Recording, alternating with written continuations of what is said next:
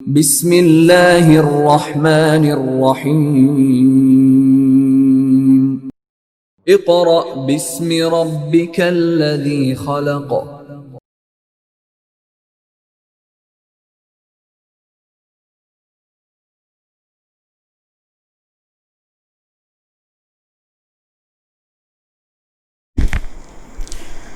Bismillahirrahmanirrahim.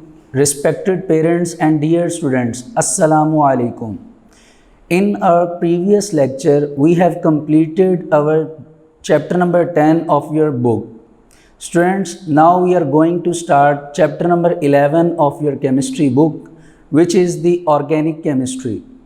Students, you have learned the last lecture very closely the terms and the terminologies related to chapter number 2.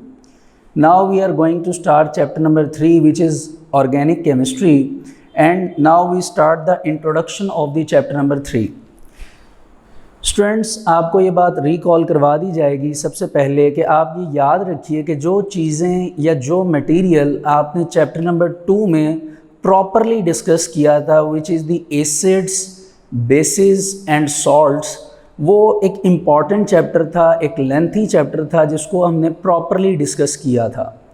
अब उसी हवाले से आज से हम केमिस्ट्री की एक ब्रांच है जिसको आपने 9th क्लास में प्रॉपरली पढ़ा था, which is the organic chemistry, उससे रेलिवेंट अपना नेक्स्ट चैप्टर स्टार्ट करने लगे हैं और आज से हम अपना वर्क फॉर डे 1 स्टार्ट करने लगे हैं। तो स्टूडेंट्स, जैसे कि आपको बताया गया कि हमारे चैप्टर का नाम ऑर्गेनिक केमिस्ट्री है, तो ऑर्गेनिक केमिस्ट्री की डेफिनेशन जो आपने पढ़ी थी 9th क्लास में, वो कुछ इस तरह थी कि the branch of chemistry in which it deals about the carbon and hydrogen, which is also called hydrocarbons and their derivatives. यानी ऑर्गेनिक केमिस्ट्री एक ऐसी ब्रांच है केमिस्ट्री की जिसमें हम कार्बन, हाइड्रोजन, जिनको मिलाकर हम हाइड्रोकार्बन्स कहते हैं, एंड देयर डेरिवेटिव्स। डेरिवेटिव्स यानी जो जो एलिमेंट्स कार्बन हाइड्रोजन में ऐड होते जाएंगे वो उनके डेरिवेटिव्स बनाते जाएंगे, या कह लीजिए कि कंपाउंड्स बनाते जाएंगे। तो इन तमाम को मिलाकर हम क्या नाम देते हैं? Organic chemistry. तो स्टूडेंट्स, इसी हवाले से आज का हमारा चैप्टर है जिसको अब हम स्टार्ट करने लगे हैं। तो आइए इसे स्टार्ट करते हैं। जो पहली चीज़ मैंने यहाँ पे आपको जो टर्म बताई है वो ये है कि ऑर्गेनिक सिग्निफाइज लाइफ, यानी ऑर्गेनिक का मतलब ही क्या है? ज़िंदगी। ठीक है जी, ऑर्गेनिक का मतलब क्या है? ज़िंदगी। और बिफोर 1828 यानी 1828 से पहले ये बात मानी जाती थी कि compounds which are obtained from plants and animals, यानी ऐसे कंपाउंड्स जो प्लांट एंड एनिमल से ऑब्टेन्ड किए जाते हैं, हासिल किए जाते हैं, वो जो हैं वो ऑर्गेनिक कंपाउंड कंसीडर होते हैं। अब वो देखने के लिए हमने यहाँ पर लिखा कि एक साइंटिस्ट थे, उन्होंने इस बात को मज़ीद एक्सप्लेन किया जिनका नाम था लवाइज़र। तो लवाइज़र ने ये कहा कि ऐसे कंपाउंड्स जो प्लांट से ऑब्टेन्ड होते हैं वो हैं कार्बन, ऑक्सीजन एंड हाइड्रोजन। इसी तरह उन्होंने कहा कि बहुत से कंपाउंड जो एनिमल्स से ऑब्टेन्ड होते हैं यानी हासिल होते हैं, वो नंबर 1 पे उन्होंने बताया carbon, hydrogen, oxygen, nitrogen, sulphur, phosphorus, इसके अलावा कैल्शियम और कुछ दूसरे एलिमेंट्स भी थे जो पाए जाते थे, और इसी वजह से इसके आगे एटसेट्रा का वर्ड जो है वो मेंशन किया गया है। तो जैसा कि मैंने आपको बताया कि organic chemistry related to life है, और लाइफ में हमने प्लांट्स एंड एनिमल्स की डिस्कशन की और बताया कि उनके अंदर कौन कौन से एलिमेंट्स पाए जाते हैं जो कि आपस में कंबाइन करके कंपाउंड्स बन जाते हैं। और क्योंकि इनके अंदर आप देख सकते हैं प्लांट्स एंड एनिमल्स के अंदर कार्बन एंड हाइड्रोजन अवेलेबल है, इस वजह से हम ये कहते थे कि प्लांट्स एंड एनिमल्स, इनकी बॉडी के अंदर ऑर्गेनिक कंपाउंड्स पाए जाते हैं। और क्योंकि ये ज़िंदा हैं यानी लाइफ है इनकी, इसी वजह से, इसी से रिलेट हम कहते थे कि ऑर्गेनिक सिग्निफाइज लाइफ, कि ऑर्गेनिक इस चीज़ को रिप्रेजेंट करती है, लाइफ को। तो स्टूडेंट्स, ये बातें चलती रही और इससे रेलिवेंट कुछ और बातें आती गई क्योंकि ये हिस्ट्री है। तो लवाइज़र के बाद एक और साइंटिस्ट आए और वो अपनी एक थ्योरी लेकर आए which is called vital force theory. ठीक है। और वो जो साइंटिस्ट थे जिन्होंने इस थ्योरी की प्रिपरेशन की थी या कह लीजिए कि इस थ्योरी को दिया था, उनका नाम था जैकब बेrzelius, ठीक है। जैकब बेrzelius वो आप कह लीजिए कि केमिस्ट थे, एक हिसाब से आप कह लीजिए कि केमिस्ट थे जिन्होंने वाइटल फोर्स थ्योरी जो थी वो गिवन की थी या दी थी। अब अगर आपको वाइटल फोर्स थ्योरी के बारे में कुछ बताया जाए तो वाइटल फोर्स थ्योरी एक ऐसी थ्योरी थी जिसमें जैकब बेrzelius ने ये कहा था कि जितने भी ऑर्गेनिक कंपाउंड्स हैं उनको आप लेबॉरेटरीज़ के अंदर प्रिपेयर नहीं कर सकते। जितने भी ऑर्गेनिक कंपाउंड्स हैं उनको आप लेबॉरेटरीज़ के अंदर प्रिपेयर नहीं कर सकते। इट मीन्स डैट कि आप उन्हें जो सिंथेसिस करनी है उनकी, यानी उन्हें सिंथेसाइज करना है आपने, उनकी मैन्युफैक्चरिंग करनी है, उनको आप आर्टिफिशियल वे से नहीं कर सकते, यानी लेबॉरेटरी के अंदर उनको सिंथेसाइज नहीं कर सकते। ये जैकब बेrzelius का कहना था। और फिर इन्होंने एडिशनल एक बात ये कही कि जितने भी ऑर्गेनिक कंपाउंड हैं ये तमाम के तमाम ऑर्गेनिक कंपाउंड सिर्फ लिविंग ऑर्गेनिजम्स की बॉडी के अंदर पाए जाते हैं, लाइक प्लांट्स एंड एनिमल्स। और ये एक मिस्टीरियस फोर्स है। मिस्टीरियस फोर्स का मतलब कि एक स्पेसिफिक एक फोर्स है जो कि इनकी बॉडी में इन ऑर्गेनिक कंपाउंड्स को प्रिपेयर करती है इन लिविंग बॉडी के अंदर। और ये ऑर्गेनिक कंपाउंड इनहेरेंट है। इनहेरेंट वर्ड का मतलब है इनहेरिटेंस के तौर पर हैं, मीन्स टू से कि प्लांट्स और एनिमल्स हैं, इनसे आगे प्लांट्स और एनिमल्स की रिप्रोडक्शन होनी है और उन्होंने आना है, तो इनकी बॉडी से वो तमाम ऑर्गेनिक मटेरियल उनकी बॉडी में ट्रांसफ़र हो जाएगा। इट इज़ कॉल्ड इनहेरेंट, ठीक है, which is also called inheritance. तो जैकब बेrzelius का प्रॉपरली ये कहना था कि पहली बात तो यह है कि जितने भी ऑर्गेनिक कंपाउंड हैं इनको आप लेबॉरेटरीज़ के अंदर आर्टिफिशियल वे से सिंथेसाइज नहीं कर सकते। दूसरा इनका ये कहना था कि ये जितने भी ऑर्गेनिक कंपाउंड हैं ये सिर्फ लिविंग ऑर्गेनिजम्स या लिविंग थिंग्स की बॉडी के अंदर इनहेरेंट के तौर पे, या कह लीजिए कि सिर्फ और सिर्फ इनकी बॉडी के अंदर ही इनकी प्रेपरेशन होती है और ये इनहेरेंट है। मतलब अगली जो एनिमल या प्लांट्स की बॉडीज़ हैं उनमें ये क्या कर जाती हैं, ट्रांसफ़र कर जाती हैं, ये तमाम के तमाम ऑर्गेनिक कंपाउंड। और इस थ्योरी को इन्होंने क्या नाम दिया, vital force theory.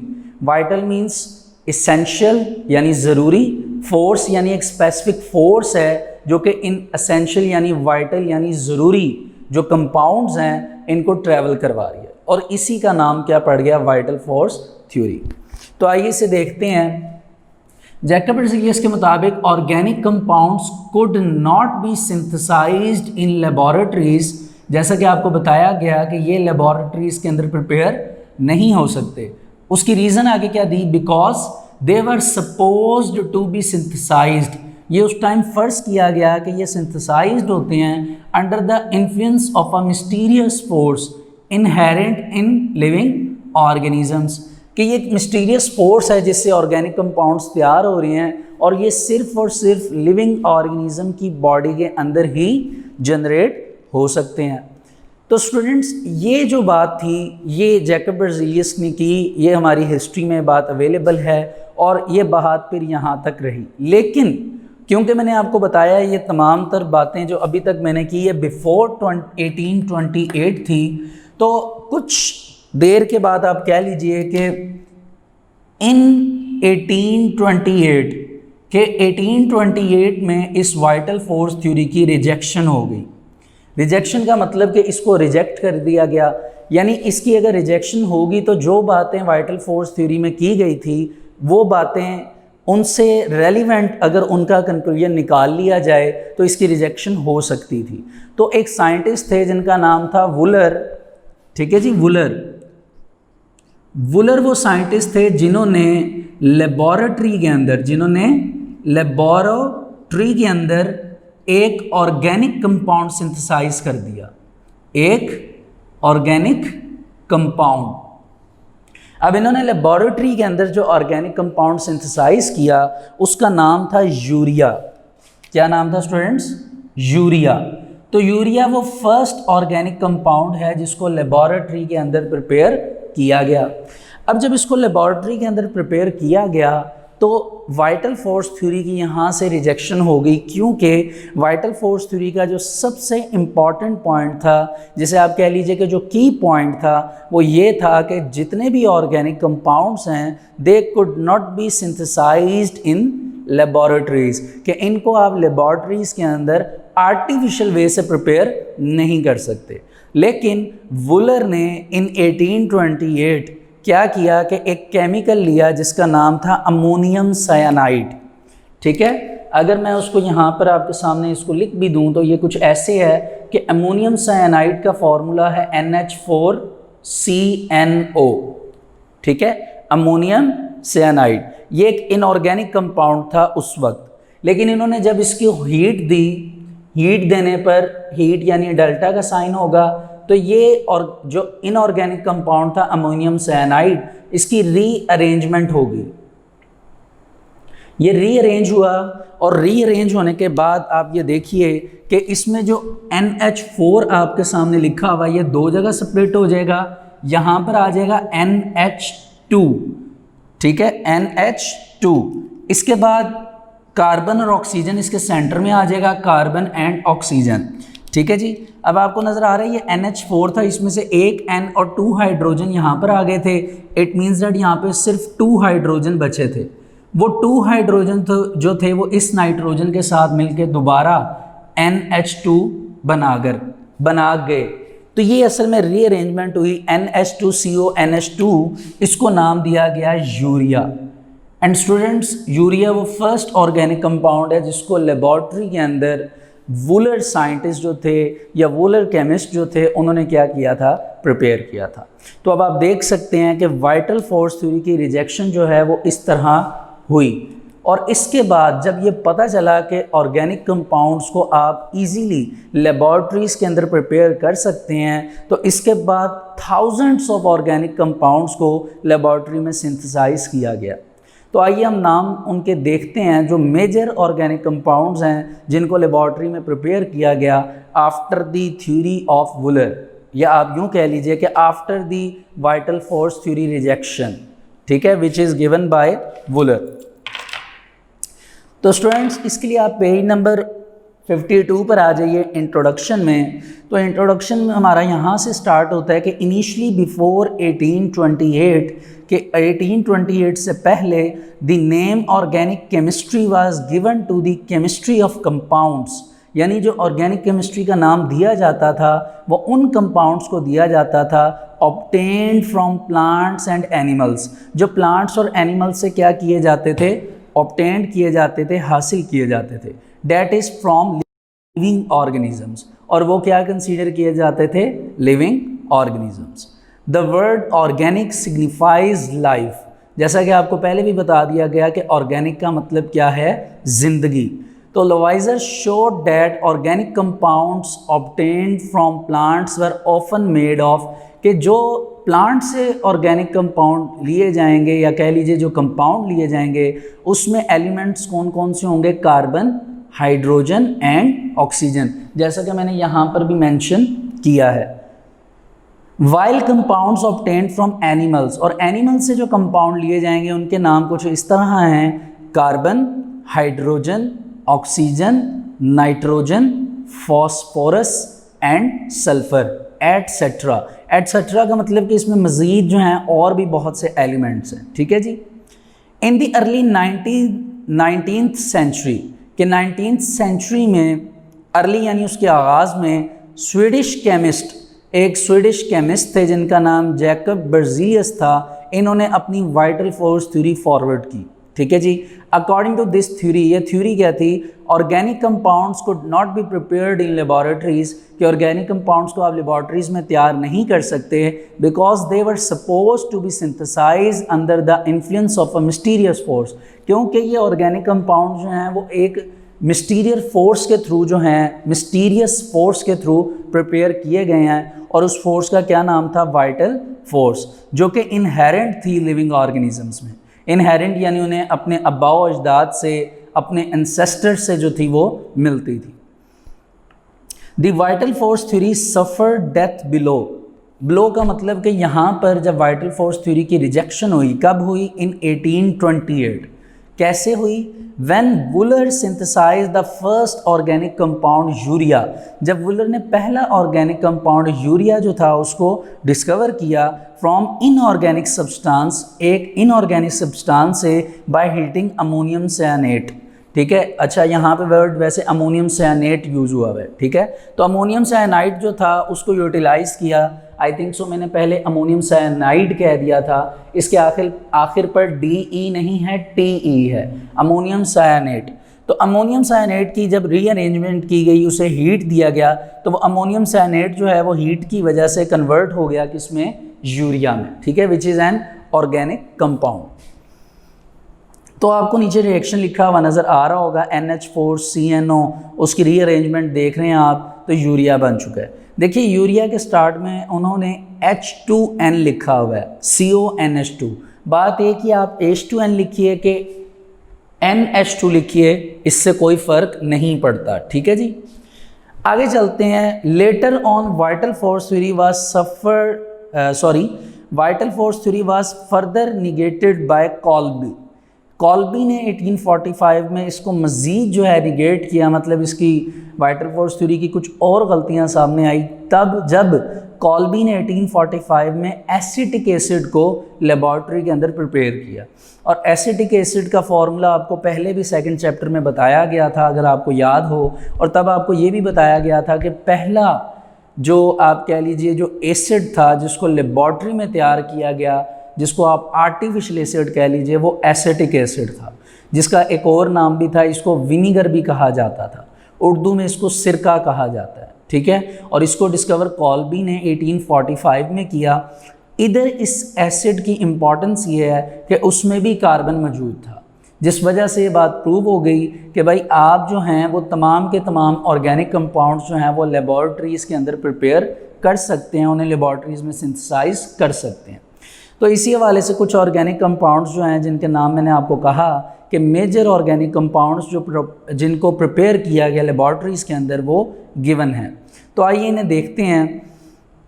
Organic compounds include carbohydrates, जिसमें पहले नंबर पे आपके पास कार्बोहाइड्रेट्स आ जाते हैं, प्रोटीन्स आ जाती हैं, लिपिड्स आ जाते हैं। ठीक है, ये मेजर ऑर्गेनिक कंपाउंड्स हैं। इसके अलावा आपके पास इंजाइम्स आ जाते हैं, इंजाइम्स भी प्रोटीन ही होती हैं। ठीक है, enzymes are also called biocatalyst। ठीक है, catalyst means speed up the reaction, bio means in life, कि आपकी ज़िंदगी में जो एंजाइम्स हैं वो रिएक्शन को स्पीड अप कर देते हैं। ठीक है जी, विटामिन्स। ठीक है जी, उसके अलावा ड्रग्स में आपके पास मेडिसिनल ड्रग्स और एडिक्टिव ड्रग्स दोनों आ जाते हैं। ठीक है, जिसमें मेडिसिन भी आ जाती हैं और दूसरे ड्रग्स भी आ जाते हैं।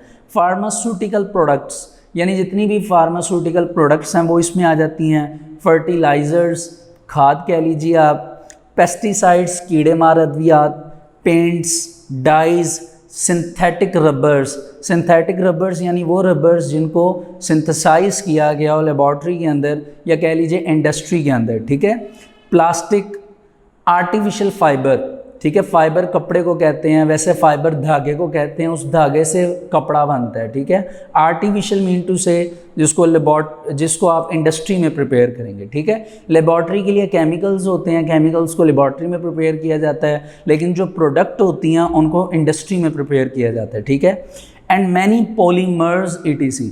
पॉलीमर्स मीन्स के वो छोटे छोटे मॉलिक्यूल्स कंबाइन होकर एक चीफ यूनिट बना देते हैं, एक बड़ा यूनिट बना देते हैं। ठीक है, उनको हम पॉलीमर्स कहते हैं, एटसेट्रा।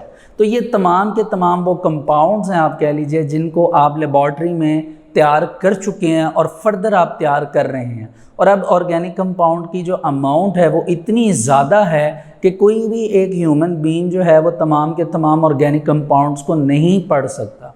आइए देखें इनकी कंसंट्रेशन के हवाले से क्या बात है। Organic compounds, today there are about 10 millions of organic compounds and thousands of new organic compounds are being prepared every year। यानी 10 मिलियन जो हैं वो ऑर्गेनिक कंपाउंड्स अवेलेबल हैं और हज़ारों ऑर्गेनिक कंपाउंड्स जो हैं वो हर साल प्रिपेयर किए जा रहे हैं उन्हीं से। Therefore the old definition has been rejected। तो जो ओल्ड डेफिनेशन थी ऑर्गेनिक कंपाउंड्स की कि वो सिर्फ लिविंग बॉडीज़ के अंदर बनेंगे, वो रिजेक्ट कर दी गई। ठीक है जी, A detailed investigation of organic compounds revealed that कि जब इनकी डिटेल में डिस्कशन की गई, इनके बारे में पढ़ा गया, तो पता चला कि all of them contain covalently bonded carbon and hydrogen as their essential constituents। मतलब कि आप ये समझिए कि जो कार्बन है और हाइड्रोजन है जिन्होंने ऑर्गेनिक कंपाउंड्स बनाने हैं, उनके दरमियान एक लिंक है, एक फोर्स ऑफ अट्रैक्शन है जिसके बारे में आपने 9th क्लास में भी पढ़ा था, विच इज़ कॉल्ड बॉन्ड। इसी तरह कार्बन और हाइड्रोजन जिन्होंने हाइड्रोकार्बन्स बनाने हैं, इनके दरमियान भी एक फोर्स ऑफ अट्रैक्शन है, एक केमिकल बॉन्ड है which is called covalent bond. तो जो कोवलेंट बॉन्ड है वो कार्बन हाइड्रोजन के दरमियान पाया जाता है और इसी की वजह से कार्बन एंड हाइड्रोजन जो हैं वो एसेंशियल कंसीडर होते हैं कॉन्स्टिट्यूएंट्स। यानी कोई भी ऑर्गेनिक कंपाउंड है तो उसमें कार्बन एंड हाइड्रोजन का होना ज़रूरी है। अगर इसकी एक एग्जांपल मैं आपको बताऊं तो वो ये हो सकती है, इसकी एग्जांपल आप ग्लूकोज ले लीजिए C6H12O6। अब आप देखिए ये असल में जो फार्मूला है ये ग्लूकोज का है, ये आप सबको इस फार्मूला का पता है। अब आप ये देखिए इसमें आपको कार्बन नज़र आ रहा है, इसमें आपको हाइड्रोजन नज़र आ रहा है। कार्बन और हाइड्रोजन होने की वजह से ये बन गया एक हाइड्रोकार्बन, ठीक है। और इसमें क्योंकि ऑक्सीजन है, अब आप ये देखिए कि ऑक्सीजन जो है वो यहाँ पे एज समझ लीजिए कि एक डेरिवेटिव है जो कि इन दोनों के साथ आकर ऐड हुआ है और इनका पार्ट बन गया है, इनका एक हिस्सा बन गया। लेकिन ऑक्सीजन की इम्पॉर्टेंस तब है तब जब इसके साथ कार्बन और हाइड्रोजन होंगे, क्योंकि कार्बन एंड हाइड्रोजन जो हैं वो इम्पॉर्टेंट कॉन्स्टिट्यूएंट्स हैं जो कि ऑर्गेनिक कंपाउंड्स बनाते हैं, ठीक है जी। Hence organic compounds are hydrocarbons, compound of carbon and hydrogen only, सिर्फ ये दो, एंड देयर डेरिवेटिव्स, यानी जो एलिमेंट्स इनमें ऐड होंगे और न्यू कंपाउंड्स बनेंगे वो डेरिवेटिव्स कहलाएंगे। जैसे ग्लूकोज में कार्बन हाइड्रोजन यानी हाइड्रोकार्बन्स पहले से अवेलेबल थे, लेकिन जब हमने ग्लूकोज को प्रॉपरली प्रिपेयर करना था तो उसके फार्मूला के लिए ऑक्सीजन की भी इम्पॉर्टेंस थी। तो जब ऑक्सीजन को ऐड किया तो ऑक्सीजन वो एलिमेंट था जिसने मतलब कि उनका हिस्सा बनना था, उनका पार्ट बनना था और बनकर एक न्यू कंपाउंड जो है वो जनरेट हो गया। In which covalently bonded carbon is an essential constituent. और बाद में ये बात जो है बिल्कुल एक्सप्लेन कर दी गई कि only carbon is an important element for the organic compounds, कि कार्बन जो है वो एसेंशियल कॉन्स्टिट्यूएंट है किसी भी ऑर्गेनिक कंपाउंड के लिए। इस वर्ड को आप कॉन्स्टिट्यूएंट भी पढ़ सकते हैं और कॉन्स्टिट्यूएंट भी पढ़ सकते हैं, ठीक है, दोनों टर्म्स सही हैं। तो इस हवाले से अब हमारे पास ऑर्गेनिक केमिस्ट्री की डेफिनेशन आई, वो आपके पास अब गिवन है। The branch of chemistry, chemistry की ऐसी branch which deals with the study of hydrocarbons, जिसमें हम हाइड्रोकार्बन्स की डिस्कशन करते हैं, एंड देयर डेरिवेटिव्स, और उनकी डेरिवेटिव्स की बात करते हैं। It is known as organic chemistry, और इसको हम क्या नाम देते हैं, ऑर्गेनिक केमिस्ट्री। तो स्टूडेंट्स यहाँ तक आपने देखा कि हमने कैसे कंपाउंड्स की डिस्कशन स्टार्ट की, ठीक है, हमने ऑर्गेनिक के वर्ड को सिग्निफाइज किया और प्रॉपरली स्टेप बाय स्टेप चले और हमने देखा कि कैसे ऑर्गेनिक कंपाउंड की डेफिनेशन आई। अब यहाँ पे जो अभी तक वर्ड हमें समझ आता है वो ये है कि carbon is an essential constituent of organic compounds, या यूँ कह लीजिए कि कार्बन जो है वो एक इम्पॉर्टेंट एलिमेंट है किसी भी ऑर्गेनिक कंपाउंड को बनाने के लिए, ठीक है जी। लेकिन कुछ ऐसी जगह हैं, कुछ ऐसे कह लीजिए कि केमिकल फार्मूलाज हैं जहाँ पे कार्बन दूसरे एलिमेंट्स के साथ कंबाइन तो करता है लेकिन वहाँ पे उसकी ऑर्गेनिक की प्रॉपर्टीज़ ट्रीट नहीं की जाती, या यूँ कह लीजिए कि उसकी ऑर्गेनिक प्रॉपर्टीज़ उस जगह पर वैसी नहीं होती कि हम उसे ऑर्गेनिक कह सकें। जैसे आप पेज नंबर 53 के टॉप वाले पैराग्राफ को देखें तो सुनिएगा कि दो द ऑक्साइड ऑफ कार्बन, कि कार्बन के जितने भी ऑक्साइड हैं, मीन्स टू से कि कार्बन में जब ऑक्सीजन ऐड होती है, फॉर एग्जांपल कार्बन मोनोक्साइड यानी कार्बन के साथ single oxygen, and carbon dioxide carbon के साथ दो ऑक्सीजन, डाई मीन्स दो, कार्बोनेट्स CO3, ठीक है, जिन्हें हमने प्रीवियस चैप्टर में भी पढ़ा था। बाइकार्बोनेट्स यानी हाइड्रोजन के साथ कार्बन और oxygen, and carbides are also carbon compounds, ये तमाम भी कार्बन के कंपाउंड्स हैं। They are not treated as organic compound, लेकिन इन्हें ऑर्गेनिक कंसीडर नहीं किया जाता। क्यों?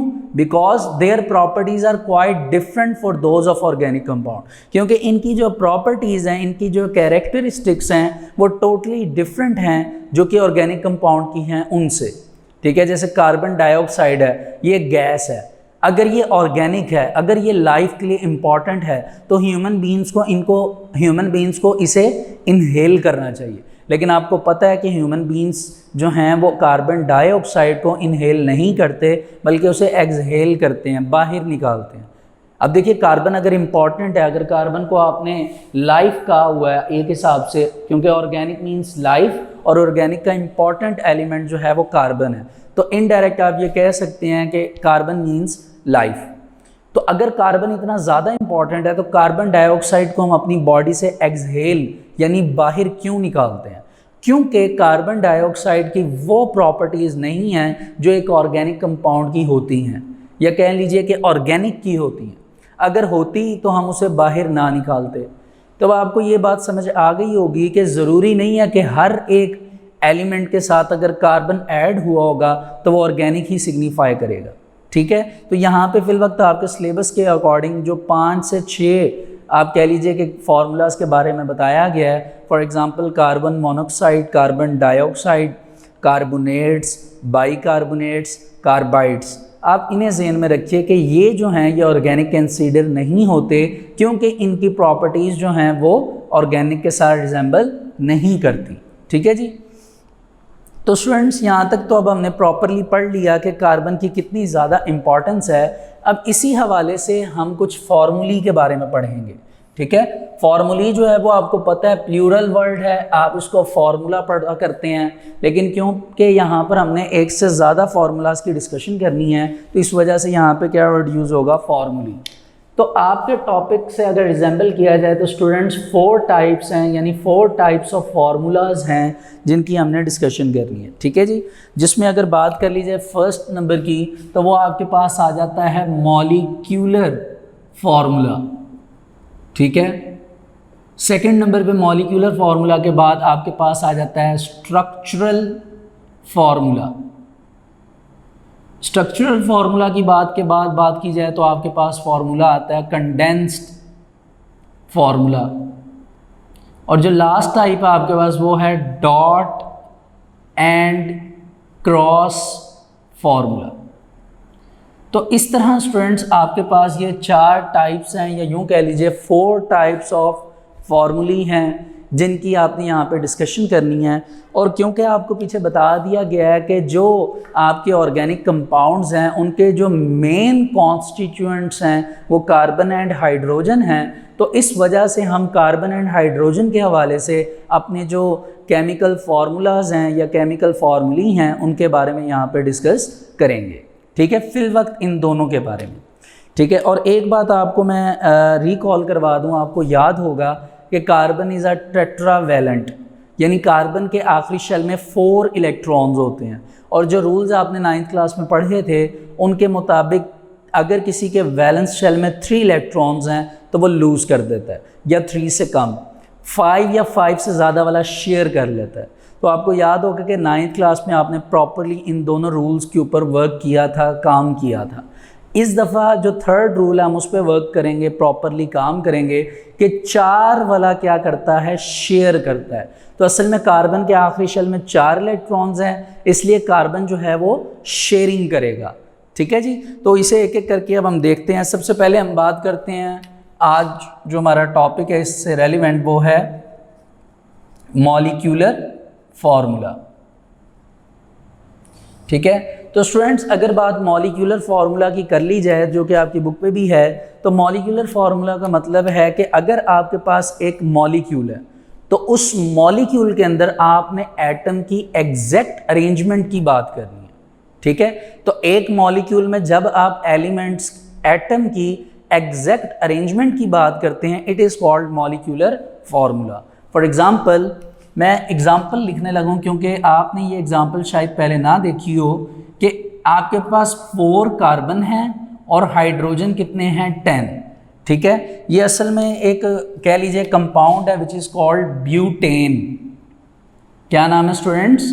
ब्यूटेन। ब्यूटेन का मतलब होता है जिसमें 4 कार्बन हो और 10 हाइड्रोजन हो। इस तरह के जो आप कह लीजिए कि जो कंपाउंड आपको मिलेगा इसको आप क्या नाम देंगे, ब्यूटेन।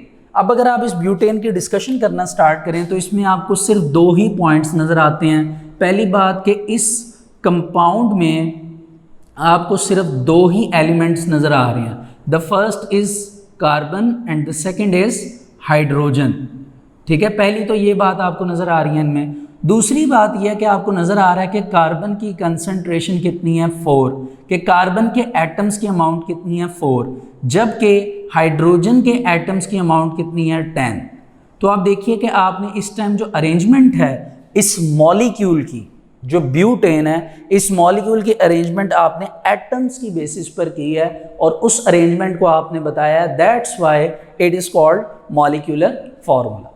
ठीक है जी, तो आज ये इसके लिए पेज नंबर 53 पे आपको जहाँ तक मैंने रीड किया उसके आगे से कंटिन्यू कर रहा हूँ। There are 4 types of formulae of organic compound. इनकी 4 टाइप्स हैं जैसे मैंने आपको मेंशन किया। तो इसमें फर्स्ट टाइप को हम स्टार्ट करते हैं विच इज़ मॉलिक्यूलर फार्मूला।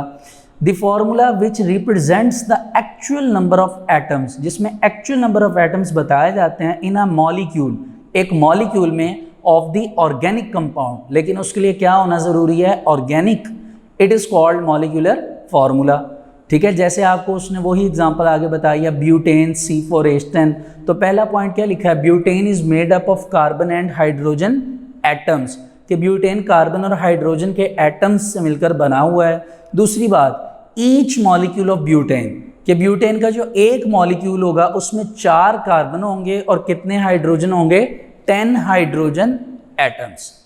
तो स्टूडेंट्स, जैसा कि आपको मैंने पहले बताया कि हम क्योंकि ऑर्गेनिक केमिस्ट्री पढ़ रहे हैं और ऑर्गेनिक केमिस्ट्री में हमारा फोकस जो है वो कार्बन एंड हाइड्रोजन यानी हाइड्रोकार्बन्स पे है, इस वजह से हमने जो अभी पहला फार्मूला डिस्कस किया उसमें हमने सिर्फ कार्बन एंड हाइड्रोजन की ही बात की, और बाकी जो हमारे पास बाकी जो 3 टाइप्स रह गई हैं फार्मूला की या फार्मूलाज की या फार्मूली की, उनमें भी हम सिर्फ कार्बन और हाइड्रोजन की बात करेंगे। तो बहरहाल स्टूडेंट्स, आज के लिए हमारा जो डे 1 का लेक्चर था वो यहाँ तक कंप्लीट होता है। आप इसे प्रॉपरली रीड करिए, इसे प्रॉपरली इसमें शॉर्ट क्वेश्चंस और MCQs को याद करिए। Thank you so much. Dear students, now we are going to start work for day 2। Students, आपको याद होगा कि हमने अपने प्रीवियस लेक्चर में types of chemical formula start किया था, जिसको हमने टाइप्स ऑफ केमिकल फार्मूली का नाम भी दिया था। तो स्टूडेंट्स, आपको याद होगा कि जब हमने उसको स्टार्ट किया था तो मैंने आपको उसमें 4 टाइप्स के नाम बताए थे।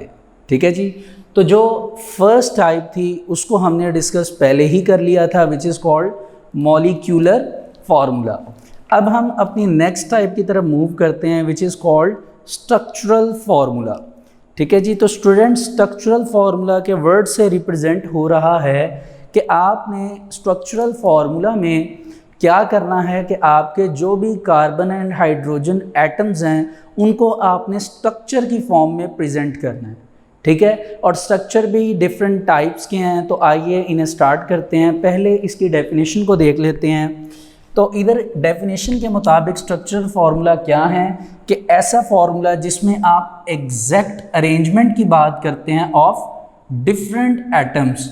डिफरेंट एटम्स से मुराद के कार्बन एंड हाइड्रोजन एक दूसरे से डिफरेंट हैं, ऑफ वेरियस एलिमेंट्स। एटम्स के अलावा एलिमेंट्स भी वेरियस हो सकते हैं, मुख्तलिफ हो सकते हैं, और ये प्रेजेंट होंगे इन अ मॉलिक्यूल, कि एक ही मॉलिक्यूल के अंदर ये प्रेजेंट होंगे। लेकिन अभी के सिलेबस के मुताबिक हमारे जो वेरियस एटम हैं फिल वक्त हम उसमें कार्बन एंड हाइड्रोजन को ही कंसीडर करेंगे।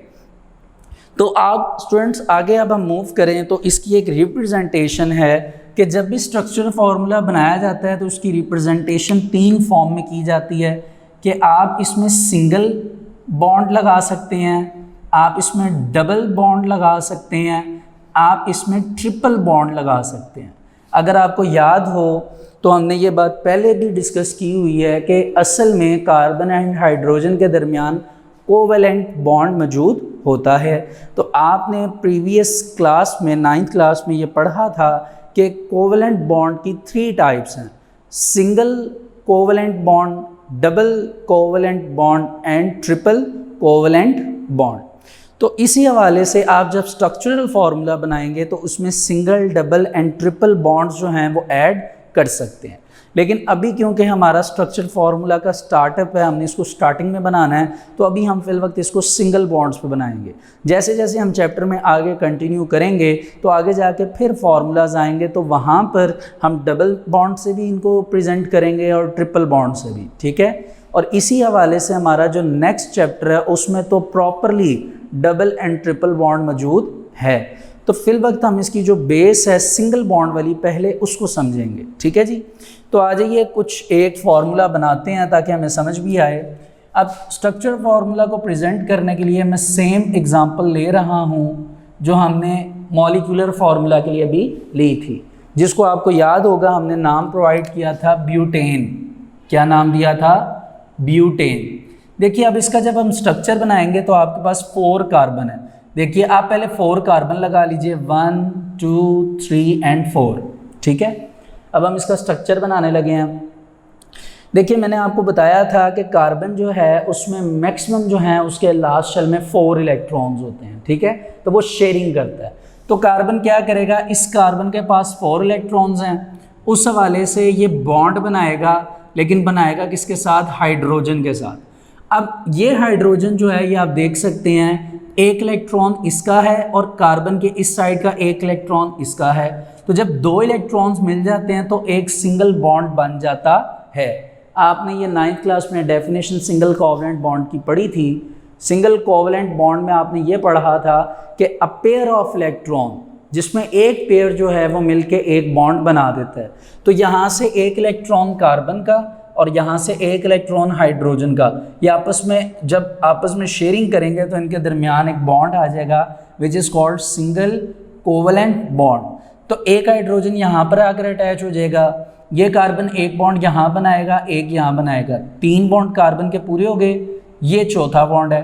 फिर ये कार्बन अपने 4 बनाएगा, 1 2, एक पहले शेयर हो चुका है 4, ये कार्बन अब बनाएगा एक पहले बना हुआ है 3 और 4, फिर ये कार्बन देखेगा एक बॉन्ड पहले बना हुआ है तो 2 3 और 4। देखिए अब आप इसमें हाइड्रोजन ऐड करेंगे तो 10 हाइड्रोजन होंगे। आपको मैं ऐड करके दिखा देता हूँ। ये देखिए 1 2 3 4 5 6 7 8 9 एंड 10। तो आप देख सकते हैं कि इसमें आपको 10 हाइड्रोजन जो हैं वो नज़र आ रहे हैं। तो स्टूडेंट्स अब इस कार्बन को आप देखिए, ये जो कार्बन है, इस कार्बन ने एक बॉन्ड ये बनाया हुआ है, एक बॉन्ड ये है, एक बॉन्ड ये है और इसने एक बॉन्ड ये बनाया हुआ है। अब इस कार्बन के 4 बॉन्ड पूरे हो गए हैं। आप इसको यूं समझिए, इस साइड वाले कार्बन को देखिए, इसके 4 बॉन्ड पूरे हो चुके हैं। इसी तरह आप इधर आइए, अब इस कार्बन को देखिए ऐसे। तो इस कार्बन ने क्या किया है, एक बॉन्ड इधर बनाया हुआ है, एक बॉन्ड इधर बनाया हुआ है, 2 बॉन्ड हो गए और एक इस कार्बन के साथ शेयर किया हुआ है, एक इसके साथ शेयर किया हुआ है, 4 पूरे। इसी तरह इन सब ने 4-4 बॉन्ड बनाए हुए हैं। लेकिन अब आप ये देखिए कि आपको नज़र आ रहा है कि ये बिल्कुल स्ट्रेट लाइन में ये कार्बन की अरेंजमेंट है। तो आप कहते हैं ये असल में एक स्ट्रेट चेन है, स्ट्रेट चेन, ठीक है। स्ट्रेट चेन से मुराद कि आपको कार्बन की अरेंजमेंट नज़र आ रही है, बिल्कुल स्ट्रेट चेन में जा रही है। इसी तरह बुक में एक और एग्जांपल भी है, वो कुछ इस तरह की है कि एक स्ट्रेट चेन जब बन रही होती है, फॉर एग्जांपल 1 2 3 कार्बन मैंने लगा दिया, चेन बिल्कुल स्ट्रेट जा रही थी, लेकिन इसमें एक नीचे से आपने ब्रांच निकाल दी, तो इसको आप ब्रांच चेन कहते हैं। ब्रांच का मतलब क्या होता है कि एक स्ट्रेट चेन में एक एडिशनल ऑपोजिट साइड पे या तो उसके टॉप पे या उसके बॉटम पे एक चेन बन जाती है। तो अब आपको नज़र आ रहा है कि 3 कार्बन से एक नीचे एक और कार्बन आ चुका है, तो आप इसको क्या नाम देंगे, ब्रांच्ड या फिर ब्रांच चेन, ब्रांच्ड कह लीजिए या ब्रांच चेन, ठीक है। इसमें भी सेम आपने उसी तरह हाइड्रोजन कंप्लीट करने हैं। देखिए इस कार्बन का एक बॉन्ड ये है, दूसरा बॉन्ड, तीसरा बॉन्ड और चौथा, ये कार्बन के 4 बॉन्ड पूरे। इस कार्बन को गौर से देखिए, देखिए इसका एक बॉन्ड ये है, एक बॉन्ड यहाँ बना हुआ है, एक यहाँ, तो जाहिर सी बात है ये सिर्फ एक बॉन्ड और बनाएगा। इस कार्बन का एक बॉन्ड ये बना हुआ है, दूसरा बॉन्ड, तीसरा बॉन्ड, चौथा बॉन्ड। इस कार्बन को देखिए, इसका एक बॉन्ड ये बना है, तो दूसरा बॉन्ड, तीसरा बॉन्ड और चौथा, तो सब कार्बन के जो हैं ये सेटिस्फाई हो जाएगी वैलेंसी। तो अब आप हाइड्रोजन पुट करिए तो आपको नज़र आएगा कि 10 हाइड्रोजन उसी तरह पूरे हैं। देखिए 1 2 3 4 5 6 7 8 9 10। तो आप देख सकते हैं कि ये 10 हाइड्रोजन और 4 कार्बन वाला जो स्ट्रक्चर है ये ब्यूटेन है। लेकिन ब्यूटेन के आपने स्ट्रक्चर की डिस्ट्रीब्यूशन देखी कि एक स्ट्रेट चेन है और एक ब्रांच चेन है, और स्ट्रेट और ब्रांच चेन में भी अभी आपने कौन से बॉन्ड की प्रेजेंटेशन देखी, सिंगल कोवलेंट बॉन्ड। अभी इसी हवाले से डबल के स्ट्रक्चर भी बनते हैं और ट्रिपल के स्ट्रक्चर भी बनते हैं, लेकिन क्योंकि अभी हमारा सिलेबस सिंगल बॉन्ड का है तो इस वजह से मैंने सिर्फ जो है वो सिंगल कोवलेंट बॉन्ड की एक्सप्लेनेशन की है। तो आइए इसी सिंगल कोवलेंट बॉन्ड के हवाले से अपने स्ट्रक्चरल फार्मूला की रीडिंग करते हैं। तो स्टूडेंट्स इसके लिए आप पेज नंबर 53 पर आ जाइए। Structural formula. Structural formula of a compound represents the exact arrangement of the different atoms. कि किसी भी कंपाउंड का जो स्ट्रक्चरल फार्मूला है वो रिप्रेजेंट करता है किस चीज़ को, exact arrangement of the different atoms, के एटम्स की अरेंजमेंट कैसे की गई है ऑफ वेरियस एलिमेंट, और उसमें एलिमेंट्स भी क्या होते हैं, डिफरेंट होते हैं, और ये मौजूद कहाँ पे होते हैं, present in a molecule of a substance. ठीक है, सब्सटेंस के बारे में आपने पढ़ा था, pure piece of matter it is called substance. क्योंकि यहाँ पे हाइड्रोजन और कार्बन की बात हो रही है तो ये प्योर पीस ही कंसीडर होंगे। आगे मूव करते हैं। In a structural formula single bond is represented by single line, double bond is represented by double line and triple bond is represented by triple line. ठीक है, तो ऑर्गेनिक कंपाउंड्स में have same molecular formula but different structural formula. तो students आपको याद होगा कि इसी हवाले से कुछ इसी से रेलिवेंट एक डेफिनेशन आपने पढ़ी थी।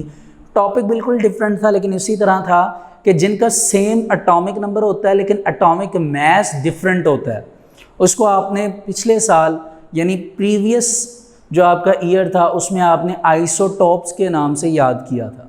इसी तरह यहाँ पे अब एक टॉपिक आएगा आगे, आप उसमें पढ़ेंगे कि ऐसे कंपाउंड्स जिनका मॉलिक्यूलर फार्मूला सेम होता है, जैसे आप यहाँ पे देख सकते हैं कि ब्यूटेन एक ही मॉलिक्यूलर फार्मूला है लेकिन उसके स्ट्रक्चरल फार्मूला क्या होते हैं, डिफरेंट। तो इस तरह के कंपाउंड्स को हम नाम देते हैं आइसोमर्स। ये हम आगे हमारा प्रॉपर टॉपिक आएगा जिसका नाम होगा आइसोमेरिज्म, इसके बारे में डिस्कस करेंगे। तो याद रखिएगा कि आइसोमेरिज्म या आइसोमर्स उन कंपाउंड्स को कहते हैं जिनका मॉलिक्यूलर लेवल या मॉलिक्यूलर फार्मूला सेम होता है बट स्ट्रक्चरल फार्मूला क्या होता है, डिफरेंट होता है। अब देखिए आप, ये भी ब्यूटेन है, ये भी ब्यूटेन है, लेकिन दोनों का स्ट्रक्चर क्या एक दूसरे से डिफरेंट है। एक ब्रांच चेन में है तो दूसरा स्ट्रेट चेन में है। ठीक है जी, अब आज ये मूव करते हैं आगे अपने नेक्स्ट टॉपिक की तरफ। और इधर एक एडिशनल बात मैं आपको बुक के हवाले से बताता चलूँ कि जो आपके पास स्ट्रेट चेन होती है, क्योंकि ये बिल्कुल स्ट्रेट जा रही होती है, तो आप इस स्ट्रेट चेन को एक और नाम भी दे सकते हैं, आप इसको एन ब्यूटेन का नाम देंगे। यहाँ पर आपके पास जो एन है, इस एन का मतलब है नॉर्मल, कि ये नॉर्मल ब्यूटेन की चेन है। जबकि ये जो आपके पास ब्रांच चेन आ जाती है, इसका एक और नाम भी है, इसको नाम दिया जाता है आइसोब्यूटेन।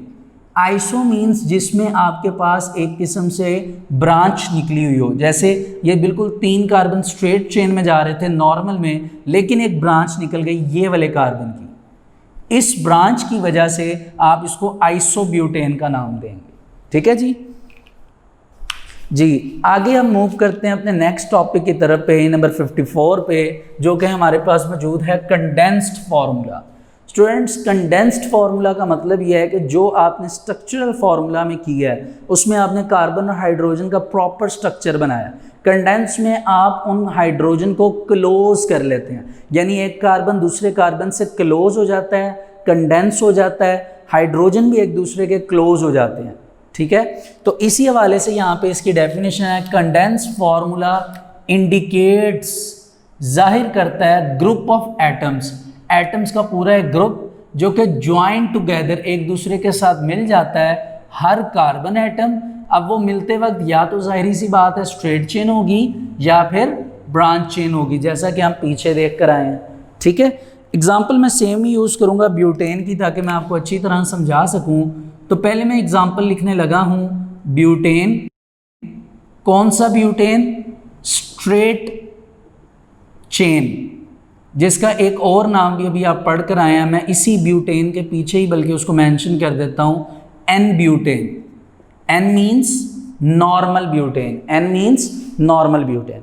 तो आइए इसकी एग्जांपल को देखते हैं। देखिए आपके पास थे 4 कार्बन, आप उसी तरह 4 कार्बन लिखिए ऐसे, लेकिन इस मरतबा आप ये करिए कि हाइड्रोजन को क्लोज करके ग्रुप की फॉर्म में लिख दीजिए। जैसे आप इस कार्बन को देखिए, यहाँ पर स्ट्रक्चरल फार्मूला में इस कार्बन के साथ कितने हाइड्रोजन मौजूद हैं? 3। तो आप इनको डायरेक्ट यहाँ पे लिख दीजिए 3 H3C।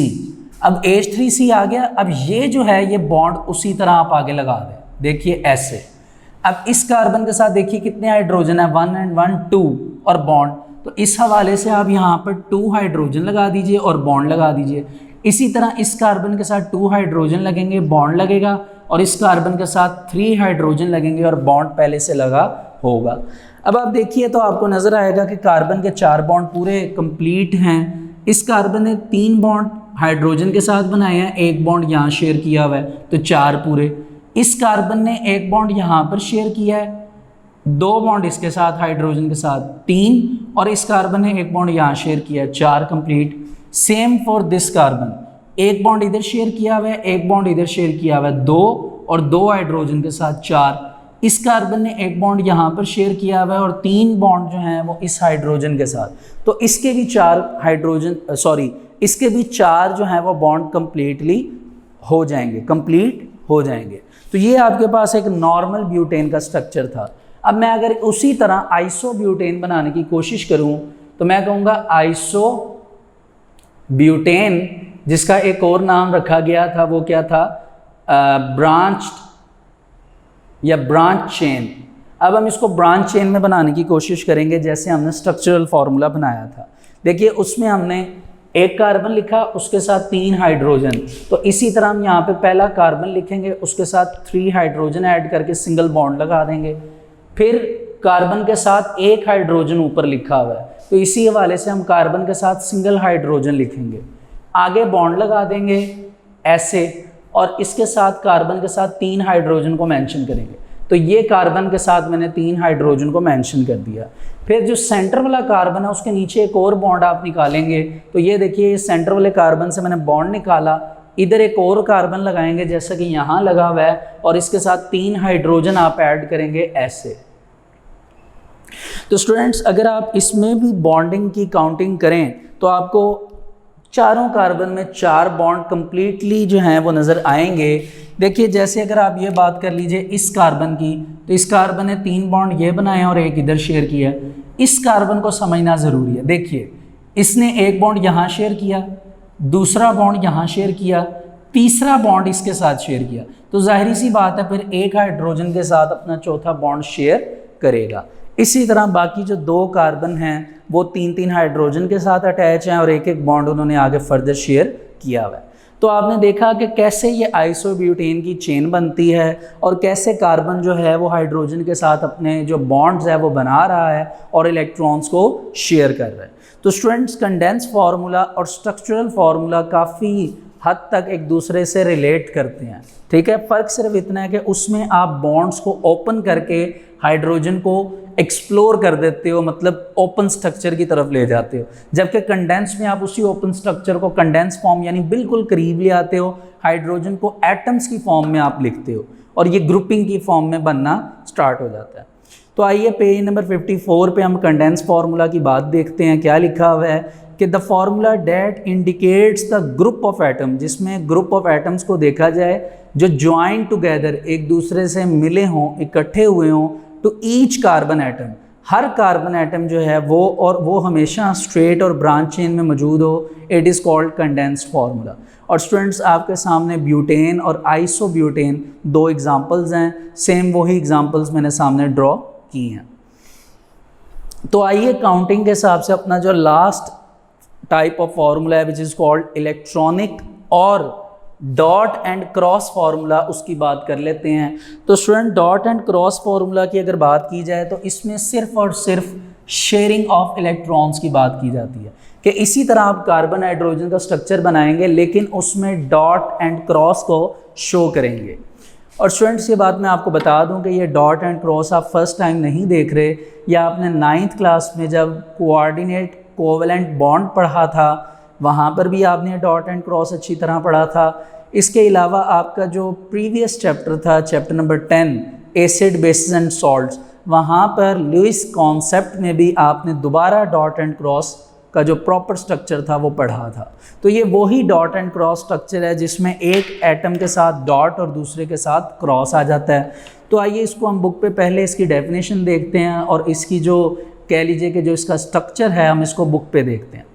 तो जी इलेक्ट्रॉनिक और dot and cross formula, the formula which shows the sharing of electron between various atom, कि डिफरेंट एटम्स के साथ इलेक्ट्रॉन्स शेयर हो रहे होंगे इन वन मॉलिक्यूल, एक मॉलिक्यूल में, और वो मॉलिक्यूल कौन होगा, ऑफ द ऑर्गेनिक कंपाउंड, और वो मॉलिक्यूल क्या होगा, organic compound. It is called dot and cross formula और इलेक्ट्रॉनिक फार्मूला। तो आपके सामने दो एग्जांपल नीचे बनी हुई हैं, देखिए एक में 3 कार्बन है लेफ्ट साइड में और राइट साइड पे 4 कार्बन है। जो 3 कार्बन वाला है उसको प्रोपेन कहते हैं। अभी हम इसकी काउंटिंग जो है केमिस्ट्री की अभी पढ़ने लगे हैं कार्बन की बेस पर। अभी फिल वक्त आप राइट साइड वाली एग्जांपल देखिए, गौर से अपनी बुक पे देखिए, फिंगर को उसके ऊपर लगाइए या पेंसिल के साथ उसे देखिए कि 1 2 3 4 कार्बन है और उसके सराउंडिंग आपको 10 हाइड्रोजन नज़र आ रहे होंगे। ये तकरीबन जो आप कह लीजिए एक हिसाब से स्ट्रक्चरल फार्मूला ही है, लेकिन इसमें जहाँ जहाँ बॉन्ड लगना था वहाँ वहाँ डॉट एंड क्रॉस से रिप्रेजेंट किया गया।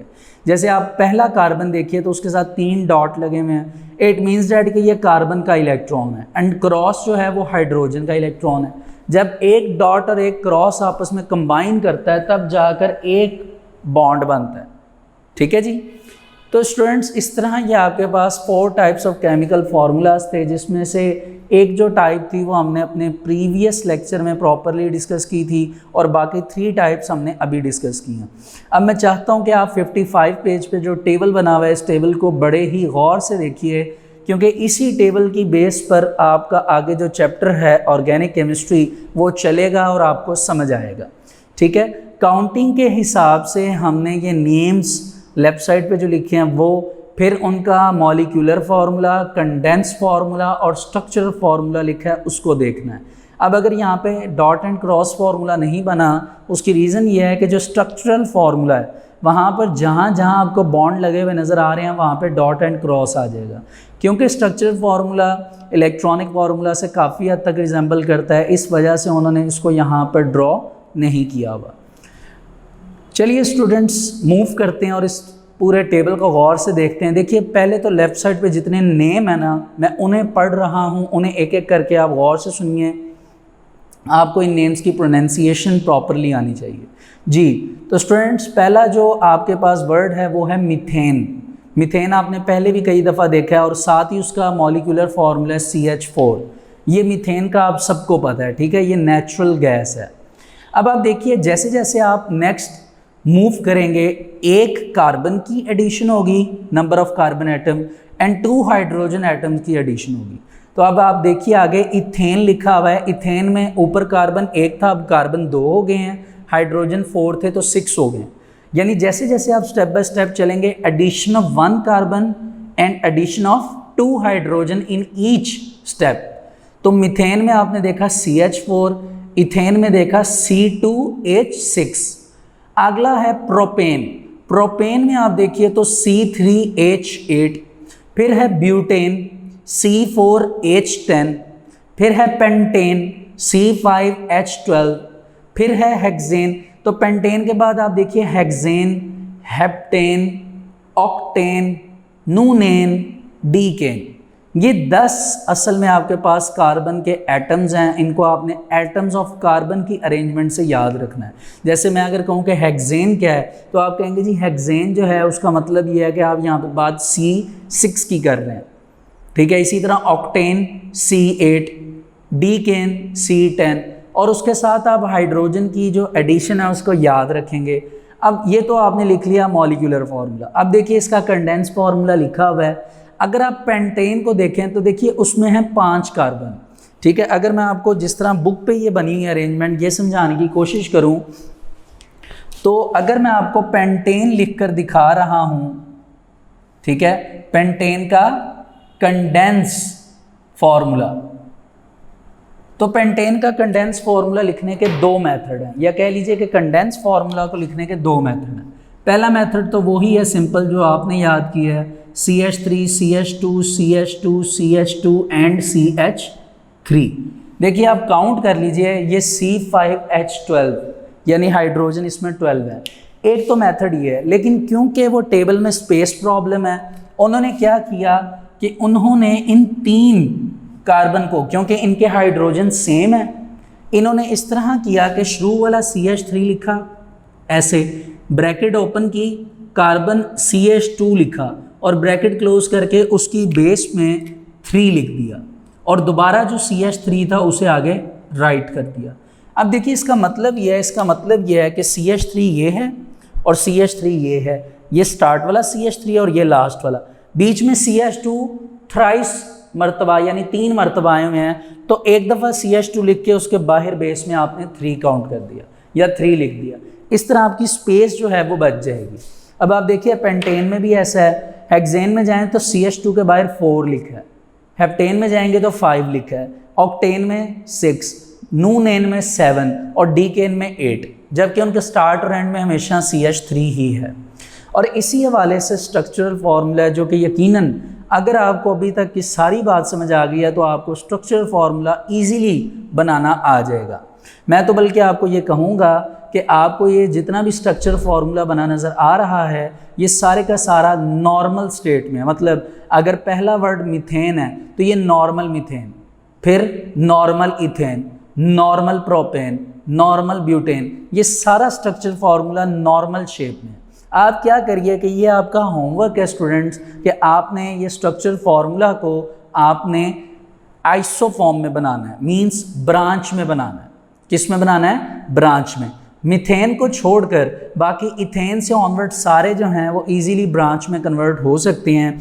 तो इसको एज अ होमवर्क आपने ब्रांच में बनाना है, ताकि फिर आपकी थोड़ी सी प्रैक्टिस भी हो जाए और नेक्स्ट टाइम ये काफ़ी यूज़फुल भी होगा।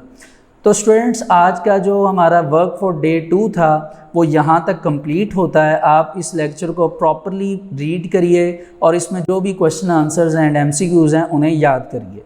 Thank you so much.